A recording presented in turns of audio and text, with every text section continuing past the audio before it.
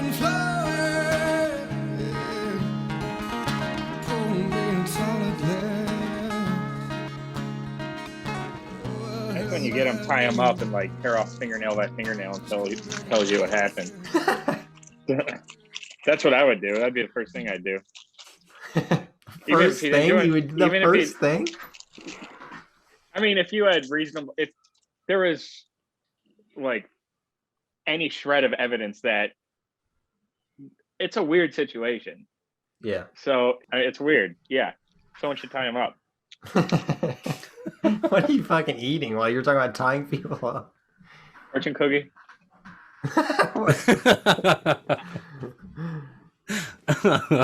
Who the fuck eats fortune cookies, dude? Your vibrant personality lights up the room. In bed. What a great one to read right after. Perfect timing. Yeah, we should really rip his fingernails off one by one to get some answers. Your vibrant personality lights up the room. Hey, Delightful, vibrant personality. Welcome everybody to another bourbon show.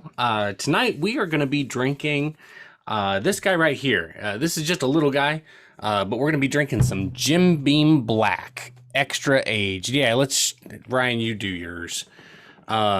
Jim Beam Black extra aged. Ryan, what do you think of? Or I'm sorry, Steven, what do you think about that label? Yeah, let me just let me stop you right there. Just to be clear, we do not care what Ryan has to say about the label. Now, I mean, we don't care what Steven has to say about the label, but I'm established at least, okay? Yeah, exactly. There you go. Do you want me to keep holding it up or no? Yeah, please keep holding it up for a while. All right. Now I'll say I like the Jim Beam Black Label more than I like the Jim Beam White Label. I think Jim White Label is like so plain. Jim Beam Black is basically the same thing, but I think like the color stands out a little more. The wax seal symbol stands out a little bit more. I like the gold trim to it a little more. I've got a tiny version of the screw top, which I know Dan is a big fan of. Now, I don't know what came first, if it was the Jim Beam shape of the bottle or the Jack Daniels, but they're both really similar sort of profiles, at least from the front here. And I think that the Jack Daniels label fits it a little bit better with the shape because it's boxy as well. Whereas this, I don't like how it kind of is raised in the middle. Something about that is weird to me. It seems like it should be on a different bottle shape. Looks like a WWE wrestling belt. Yes, exactly. Something like that. It does look like that. So yeah, I think I like it better than the white label, but only by a little bit. I'm gonna give world's this guy highest rated bourbon, by the way, Steven. No pressure. Says it right there. Well, it's not the highest rated bourbon label though, and that's what I. Oh, that's a good point. So we'll see about the bourbon itself in a moment, but I'm gonna give this guy a 6, I think. And it's like barely like if I did like decimals with this, probably like a 5.8. Like it just on the curve, it gets a 6. I'm not super. This is impressed. This is a 3.7 or a 3.75 as well. Okay, so maybe it would change things a little bit, but I think the actual bottle looks basically like that. Correct me if I'm wrong. It's the same exact thing. Yeah. Yeah. So yeah, that's my thoughts on it. It's a 6 on the curve. Okay. All right. 6. There we go. That's fair. That's a fair rating, I think. It's certainly not a Mellow Corn label. That's for sure. It's not nearly as high quality as a Mellow Corn label. That's what I'll say. Yeah. Shut up, Steve. So tonight, we're going to be drinking Jim Beam Black. This is the extra aged Jim Beam. It is aged for approximately 6 years is what the rumor has. It does not carry an age statement though. It used to have an age statement that it was aged for 8 years, but that has changed in an effort to get things into market faster, I believe. Made by Jim Beam. Obviously, it's 86 proof. The mash bill is 77% corn, 13% rye, 10% malted barley. And the SRP for a 750 milliliter bottle is about $25. Jim Beam Black is readily available. You can find it all over the place. You can find it at gas stations. You can find it at liquor stores, grocery stores. Pretty much everywhere is going to have Jim Beam Black. Interestingly, though, finding it in the little airplane bottles has been a challenge. We were supposed to do this episode about a month and a half ago, I think, and I didn't want to spring for a full bottle, and Steven didn't want to spring for a full bottle, so we had to wait until we could find them. And there was some sort of a issue with the distribution just of the little bottles. You could find the 375s and the 750s, no problem, but the little guys, they were a challenge. Which this was only $10.99 when I got it, so I feel like I got it pretty cheap.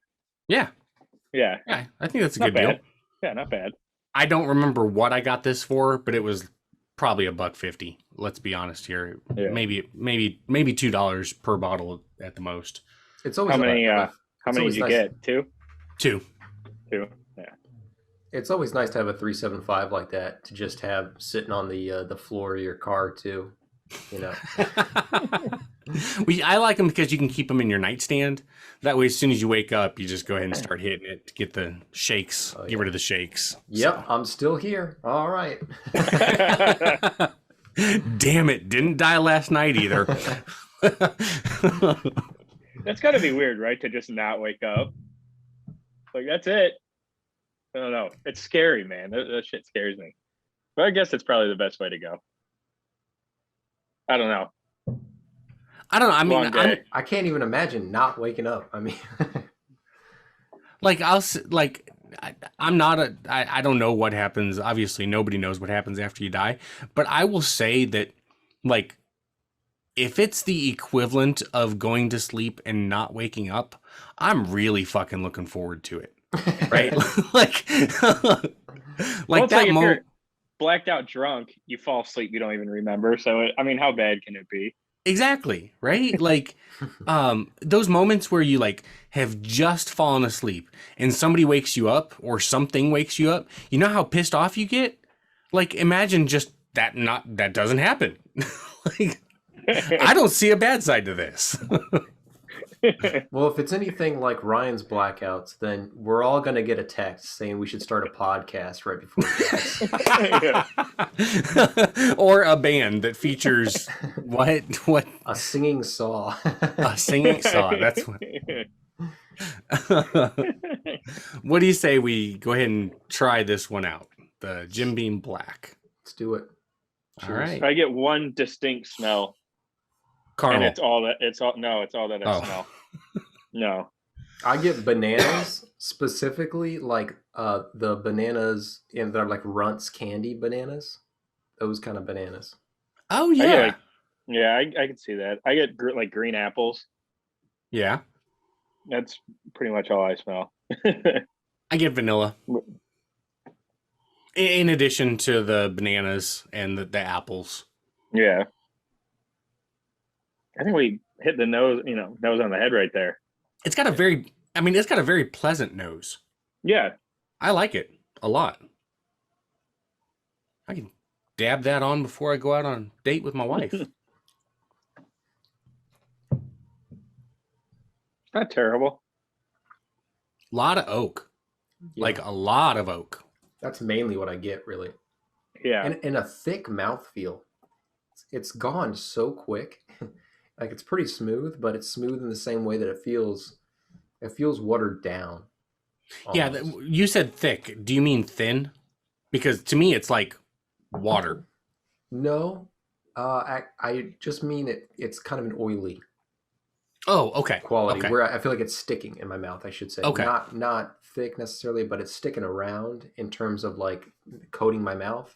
Mhm. But it's gone quick. I agree. Like I said, it feels watered down. Yeah. Yeah. Really watered down to me.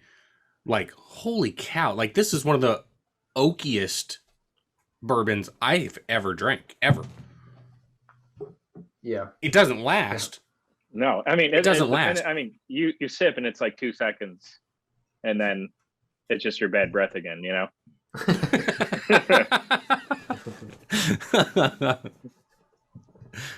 Just it's gone, and then Panda Express. There it is. Yeah, Boom. exactly. Right back. Yeah, I Keep feel it like local. in a lot of ways, Dan, you were talking about splashing this on before you would go out for the night or something, and I think in a lot of ways it shares some properties too, like a cheap aftershave. Really, I don't mean to say it's a completely shitty whiskey or anything, but it's just like it's kind of there and gone. Yeah. It's more the smell and the feeling of bourbon than feeling like actual bourbon to me. Mm-hmm. I feel like you could do a shot of this and then walk away a few seconds later and be like, "Yeah, that was bourbon," and now it's not. You know. There's no Kentucky hug or anything. No, none. It's I do have to say that, I mean, it's got a pleasant flavor to it. And like it's not bad at all. It's just almost non-existent, right? Like it's like what are those seltzers? White Claw. No, not hard seltzers, just the normal, like the Oh, like LaCroix. yeah, LaCroix. It's like this is like the LaCroix flavor of bourbon. Like it tastes like with LaCroix was bottled in the same room as a bag of bananas. That's their banana flavor, right? Like just you barely get any flavor from it. That's kind of what this is. It's just like that Entry-level oak bourbon. I feel Yeah. like. Yeah. Like if you're not a big bourbon drinker, it's something you can just pick up and drink easily. Yeah, especially with this one specifically, if you like oak. Like holy shit oak. That's what I'm getting from that. If you like I don't like Chardonnays usually. I don't like Chardonnay. They're usually either really oaky or really buttery. So if you're a wine drinker and you like an oaky Chardonnay or an oaky cab, you'll probably like this. Just real quick finish. Yeah. I agree with that because that's kind of the same mouthfeel I'm talking about too, that I get from this. I don't know exactly what it is, why that's the case, but I feel like somebody who would grab this and like an airplane bottle like we bought, in the same barrel that they would get 99 schnapps out of, or they would get any amount of just kind of random throwaway whiskey. I feel like you would get this one and if you didn't know anything about whiskey, you'd be like, that was a step up. You might not Yeah. know exactly what quality it was, but you would go, oh wow, that's smooth. What you're going for in that shot, what you're going for in that airplane bottle, is a lot of this feeling, I think. Mm-hmm. That said, I mean, what'd you say MSRP was on it, Dan? Like a 750 is $25. 25. Yeah. I would. Editor's note, we fucked up. This is a $15 to $16 bottle. We judged this bottle more harshly throughout the episode due to this misunderstanding. We made this mistake because we are morons. We are sorry. 375 as much as I'll 1099 as much as I'd go on it. I would never, after taxes, spend $30 on this.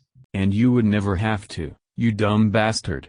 Yeah. That's absurd to me. But it's not, and that doesn't mean it's a bad bourbon, because I don't think it is. I just don't.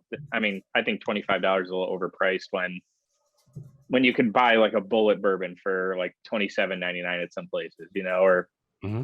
I know you're not big on Woodford, but like up here right now, it's on sale for $29.99. So why wouldn't you just spring for something a little bit better in that price? $4 more. Yeah. Yeah. Oh my god. This is going to be a long episode. We mentioned this several times. And it is wrong every time. And just look at Ryan. Look at that smug face. I don't know how we are going to make it through this. Okay, how about it is a drinking game? Every time we say the wrong price you have to take a shot? Haha, this is fun, right? Haha, we are having fun. Kill me. Yeah, and like for the listeners, Ryan just said something that he's absolutely right about. I don't know that we talk about it very much, like while we're recording, but I do not like Woodford. It is nothing against Woodford. It just does not appeal to me, except for their double oaked. Everything Woodford, it just has a very acidic taste to me. I think it's the yeast that they use. That is not to say that Woodford is not a good bourbon, because it's a damn good bourbon. It just does not hit the profiles that I like, and that acidic taste I just can't get past. Old Forester 1920 also I can drink, but that's also that's another double oaked bourbon, so it kind of cuts away that acidic taste for me. But no, like no, I agree. I'm not. I am glad I only bought the airplane bottles instead of springing for a 750 or even a 375. To be honest with you, but if I'm at a restaurant, like I don't know where I would be, but if I'm at a Applebee's? restaurant, yeah, an Applebee's, and they don't have anything.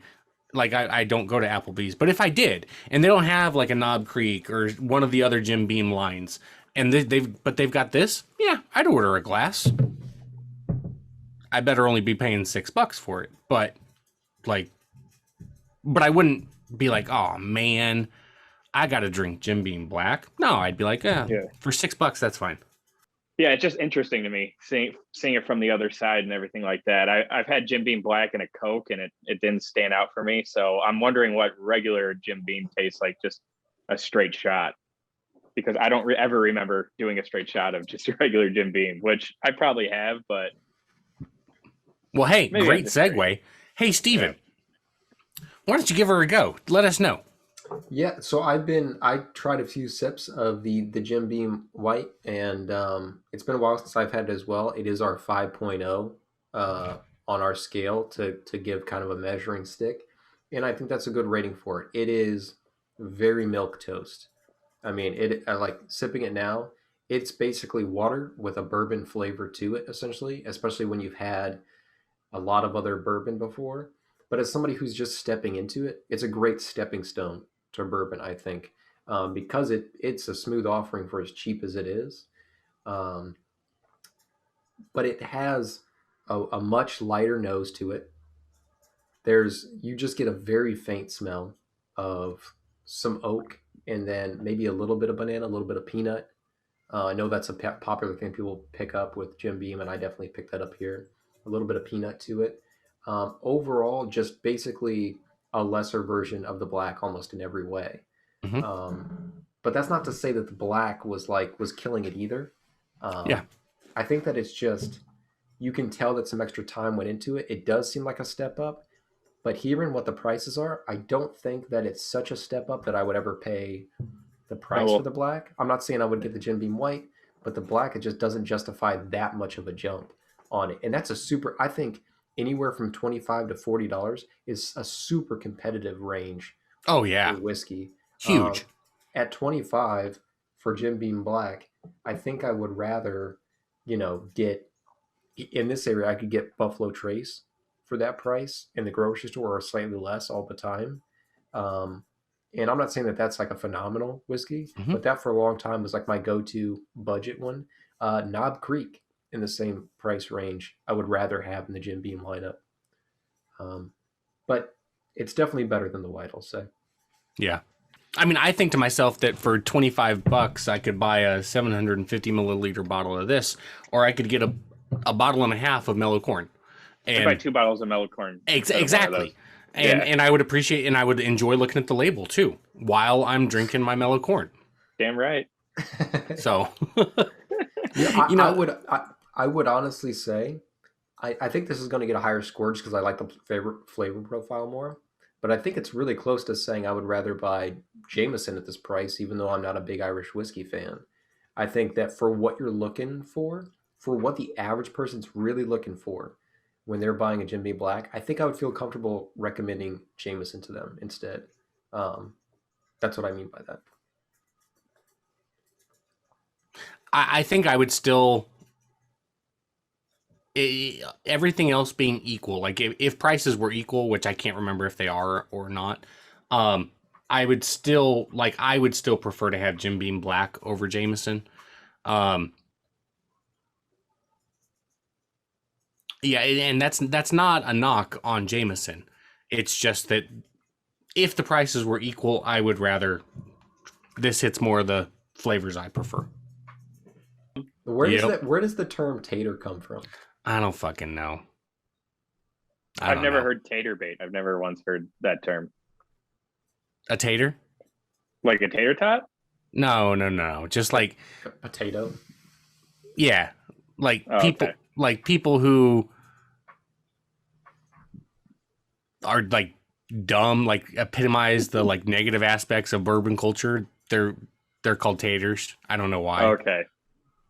but It's funny that people say like it's like tater bait, or you know it's like they're taters, you're like Blantons and things like that. But yeah. everybody's fucking looking for Blantons, right? Oh, Like, absolutely, for Yeah. sure, for it's sure. funny that like every single one of them, it's just like, oh, that's highly sought. Like any one, you if you're not a bourbon guy, you don't know what that is. You don't want it. If you're a bourbon guy and you do want that thing, we're all taters. Yeah, exactly. Yeah. Yeah, yeah. No, there's actually a really funny article about why everyone is a tater, and but the like I very rarely use that term because it just annoys the piss out of me. Like using the term tater is a tater thing to do, right? Like it's like this whole like so much of the bourbon world is cock measuring, and like that's all it and that's what pisses me off the most. Like that, and I'll tell you what, this is honest to God, one of the reasons I'm so vocal about how much I like Mellow Corn is because first of all, yes, it's really fucking good. But second of all, like enjoying Mellow Corn is like what drinking whiskey and bourbon is all about. Like it doesn't matter how hard you had to look for it. It doesn't matter how much you paid for it. It's about enjoying what you're drinking. And Mellow Corn is fucking good to drink. So I drank a whole bottle that night. Almost. I mean, I felt like shit the next day, yeah. but I loved it, man. I mean, I wouldn't turn down a drink of Mellow Corn ever. Mhm. I'd probably choose it over, like, if I'm going out and I could pay for a glass of Blanton's or Mellow Corn, I'll choose the Mellow Corn. Yeah. And it'll probably be like $20 cheaper. My cousin and I would go out and do martini shots, which was we would just have entire martinis as shots. And, you know, we'd have like 5 or 6 of them in a night, and it would never go well. I don't know what I expected. I was literally in anticipation, like, what is a martini shot? Like, Yeah. Well, my cousin came up to me. He's like, "You want a martini shot?" And that's what I thought. I'm like, "Yeah, let's do one." Then he brings an entire martini over. He's like, "No, we just drink it really fast." I was like, "Oh, that's not good." I was like, okay, maybe you take like an ounce of vodka with like just a splash of olive juice and like a drop of dry vermouth. I didn't know, and like you shoot it. I could see that working. No, fuck it. We're just gonna slam a martini. Yeah. Yeah. What isn't a shot around the Namos, really? I mean that's pure liquor too. So it's not. I do not, advise doing it. You want to do a Blanton shot? Just hands you a bottle of Blantons. Yeah. Pretty much, man. Oh, I haven't done that in years, so no more. I'm gonna be 30. Those days are over. So do we want to go ahead and rate this now? I think so. I think we've Sure. overstayed our welcome this time. You guys go ahead. I'm gonna grab some Bakers. I'm sticking with Jim Beam for the night, but switching to Bakers. Who wants to start? I'll Steven, go. after you. So I think after having tried the Jim Beam White Label as well to refresh myself, and comparing that to the two, it really gives me a good metric because I wanted to do that because since that's our 5.0, and I feel good about that being our 5.0, I think I really understand where it fits in now, tasting them back to back, and I think I'm going to give this guy, Jim Beam Black, a 5.8. And it's the important distinction there. The reason it's a 5.8 is that I couldn't give it a full point higher than Jim Beam White Label, which sucks because it sounds like it's like just under double the price.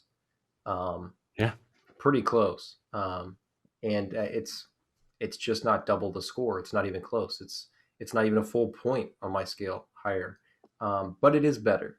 So if you are a huge Jim Beam fan, and you want to give Jim Beam Black a try, then I think it's I think it's fair. I don't think you're going to be like super disappointed or anything. It kind of is what you'd probably expect.